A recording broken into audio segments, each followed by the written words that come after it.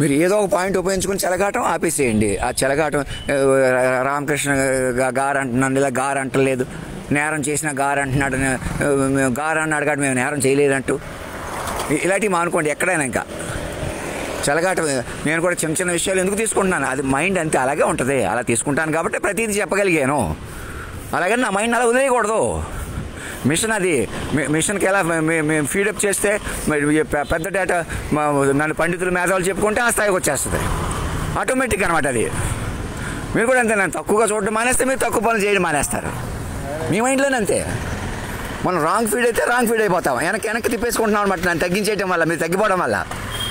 మీరు తప్పులు చేసినట్టు కాదు, మేము చేసినా తప్పించుకుంటాం, ఏదో ఒకటి చేస్తాం. జస్టిస్ రమణ గారు వాళ్ళు ముందుకు రారు, కోర్టులు అలాగా ఉండాలి, పోలీసులు అలా ఉండాలంటే ఉండలేరు. అలాగా రెప్పపాటు మీద కాదు. ప్రధానమంత్రి గారికి, రాహుల్ గాంధీ గారికి అందరికీ చెప్పండి, మీరు ఎవరెవరిని వేధిస్తున్నారు వాళ్ళు గౌరవించడమే ఈ ఆటలో. అది కూడా అవమానించారు కాబట్టి కొట్టారు, సీరియస్ పనులు భయపెట్టడం, పాత కేసులు తవ్వి ఆస్తులు కాజేయటం, డబ్బులు కాజేయటం, తమాషా ఇలాగా ఒకళ్ళు ఉపయోగించుకుని ఒకళ్ళు ఇలాంటి పనులు ఆపేసేయండి. మైండ్ పట్టుకోండి, తెలుసుకోండి, వినండి. వాళ్ళ అందరూ అధినాయకుడి పిల్లలుగా మారిపోతే సాధ్యపడుతుంది. అది లేకపోతే పరాయి వాడే, చిన్నవాడే, వాడు బీసీ వాడు, ఇది ఎస్టీ వాడు, అలాగే ఉంటుంది. ఏదో ఒక సాకు ఉంటే చాలు, తమాషా చేసేసి అనిపిస్తుంది.